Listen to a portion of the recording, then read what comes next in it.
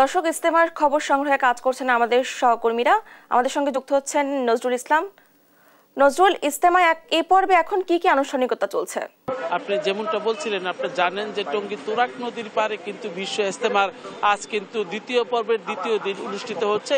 এই উপলক্ষে কিন্তু আপনি জানেন যে গাজীপুরে কিন্তু আখেরি মোনাজাত কিন্তু আগামীকাল, এবং এই উপলক্ষে আপনার গাজী ইজতেমার যে সকল প্রস্তুতি কিন্তু রাখা হয়েছে এবং ইজতেমাকে ঘিরে কিন্তু আপনার কয়েক স্তরের নিরাপত্তার বলয় তৈরি করা হয়েছে। অর্থাৎ আশপাশের এলাকাগুলোকে সিসিটিভি এবং নানাভাবে কিন্তু তল্লাশি করে কিন্তু প্রবেশ করতে দিচ্ছেন এবং মুসল্লিরা এবং পুলিশের পাশাপাশি আমরা দেখতে পেয়েছি এখানে কিন্তু আইন শৃঙ্খলা বাহিনীর যে সদস্যর পাশাপাশি যে স্বেচ্ছাসেবক যে রয়েছে, অর্থাৎ মুসল্লিদের মধ্য থেকেও কিন্তু নিরাপত্তাটা জোরদার করা হয়েছে। আপনি জানেন যে এই 160 একর জমির মধ্যে বিশাল যে প্যান্ডেল, এটির মধ্যে প্রতি খিত্তায় কিন্তু আপনারা জানেন যে 22টি জেলার যে ইজতেমা এখানে অংশগ্রহণ করছেন। ঢাকার আংশিক নিয়ে মোট 22টি জেলা কিন্তু আজকের এই পর্বে অংশগ্রহণ করছেন। আপনারা জানেন এই পর্বে কিন্তু ঘিরেই কিন্তু আগামীকাল যে আখেরি মোনাজাত, সেটা নিয়ে কিন্তু পুলিশ কমিশনার কিন্তু ব্রিফিং দিয়েছেন। তিনি জানিয়েছেন যে এখানে কালকে 12টা থেকে 12:30টার মধ্যে কিন্তু আখেরি মোনাজাত অনুষ্ঠিত হবে। এই কারণে কিন্তু আপনার বিশেষ যে ট্রেন সার্ভিস রয়েছে, অর্থাৎ এখানে কিন্তু বিশেষ যে ট্রেন সার্ভিস, সেখানে কিন্তু যাত্রীদের আনা নেওয়া করার জন্য কিন্তু এখানে 11টি বিশেষ ট্রেন সার্ভিস দেওয়া হয়েছে। এবং আপনার আগামীকাল কিন্তু আশপাশের জেলাগুলো থেকে কয়েক লক্ষ লোক কিন্তু আখেরি মোনাজাতে শরীক হবেন, এমনটাই কিন্তু আশা করছেন ইজতেমার যে মুরব্বী রয়েছেন ওনারা।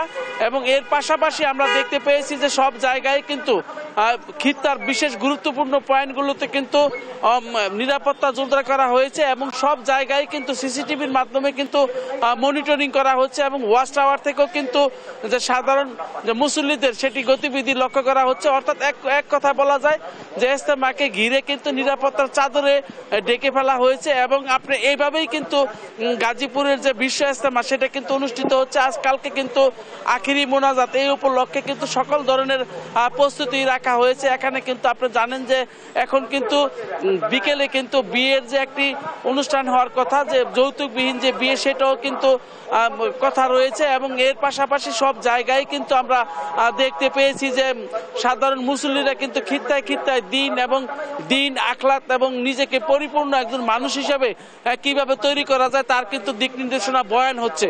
এবং বিভিন্ন ইসলামিক চিন্তাবিদ এবং তবলিগ জামাতের শীর্ষ যে মুরব্বীরা রয়েছেন। ধন্যবাদ আপনাকে। ইজতেমা ময়দানের আরো খবর জানাতে আমাদের সঙ্গে যুক্ত হচ্ছেন আমাদের সহকর্মী হাসান মাহমুদ। হাসান, ইজতেমা ময়দানের সার্বিক নিরাপত্তা ব্যবস্থা কেমন দেখতে পাচ্ছেন?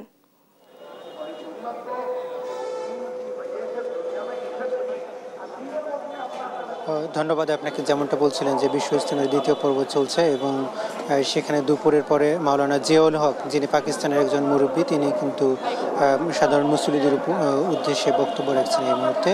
এবং আমরা সকাল থেকে দেখছিলাম যে ভারতের মাওলানা দেওলা, তিনি কিন্তু বক্তব্য দিচ্ছিলেন। এবং আজকে যে কর্মসূচিগুলো ছিল, এখানকার সবচেয়ে বড় কর্মসূচিগুলো ছিল যে যারা দেশের বিভিন্ন প্রান্তে গিয়ে আসলে তাবলিগের দাওয়াত পৌঁছে দেবে, সেই সব দাওয়াতের সাথীদেরকে আসলে জোটবদ্ধ করা হচ্ছিল এবং বিভিন্ন ভাগে, অর্থাৎ জামাতে তাদেরকে ভাগ করা হচ্ছিল। সেই কর্মসূচিগুলো কিন্তু আজকের মূল আকর্ষণ ছিল। এবং সেখানে কিন্তু আমরা দেখছিলাম যে দুপুরের আগে সেখানে একদিকে আলেম ওলামাদেরকে নিয়ে বসেছিলেন এবং অন্যদিকে সাধারণ মানুষকে নিয়ে বসেছিলেন।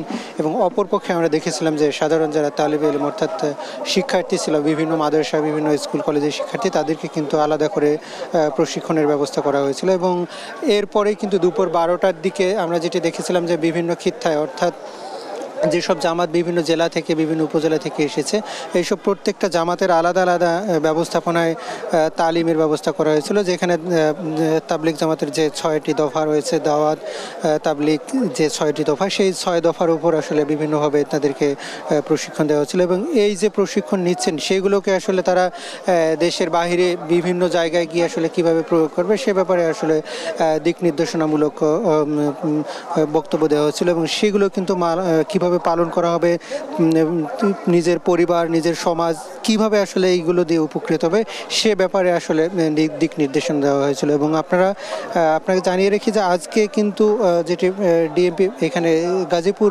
মহানগর পুলিশ কমিশনার যেটি বলছিলেন যে আগামীকালকে দুপুর 12টার দিকে আসলে তাদের লক্ষ্য রয়েছে যে এখানকার মুসল্লিরা আখিরে মোনাজাতের মধ্য দিয়ে প্রথম দ্বিতীয় পর্বের ইজতেমা শেষ করবেন এবং এরপরে কিন্তু তারা ছাদপন্থী যে অংশটি রয়েছে সেটিকে বুঝিয়ে দেবেন 8 তারিখে এবং এরপরে 14 থেকে 17 তারিখ পর্যন্ত মাওলানা ছাদপন্থীদের যে তাবলিগ জামাতের যে ইজতেমা সেটি কিন্তু অনুষ্ঠিত হবে। সে ব্যাপারেও কিন্তু প্রশাসনের পক্ষ থেকে সর্বোচ্চ নিরাপত্তার ব্যবস্থা করা হবে এমনটাই কিন্তু তিনি বলেছেন। এবং আমরা দেখেছিলাম যে গত 5 দিন ধরে যেভাবে নিরাপত্তার চাদরে এই টঙ্গী ইজতেমার মাঠকে ঢেকে রাখা হয়েছিল ঠিক তেমনটাই কিন্তু এখন পর্যন্ত রয়েছে এবং সেখানে সাদা পোশাকের আইন শৃঙ্খলা রক্ষাকারী বাহিনীর সঙ্গে র্যাব, পুলিশ, গোয়েন্দা সংস্থার কর্মকর্তারা কিন্তু যথেষ্ট তৎপরতা নিয়ে এখানে অবস্থান করছেন এবং কোনো ধরনের বিশৃঙ্খল পরিবেশ যাতে তৈরি নয় সে ব্যাপারে কিন্তু তারা সর্বোচ্চ সতর্কতা অবলম্বন করছেন। এবং আগামীকালকে যেহেতু আখিরে মোনাজাতের পর প্রতিবারই আসলে এক বড় ধরনের মানুষের সমাগম হয় এবং আশেপাশে যেসব রাস্তা সেগুলোতে লোক চলাচলের বিভিন্ন ধরনের নানা ভোগান্তিতে পড়তে হয় সেই কারণে কিন্তু আজকে বিশেষ নির্দেশনা দিয়েছে গাজীপুর মহানগর পুলিশ কমিশনার। তিনি যেটি বলছিলেন যে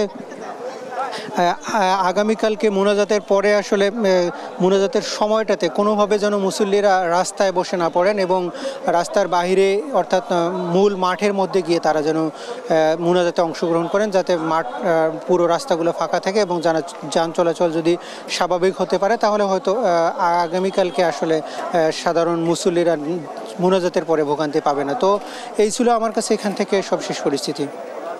ধন্যবাদ আপনাদেরকে।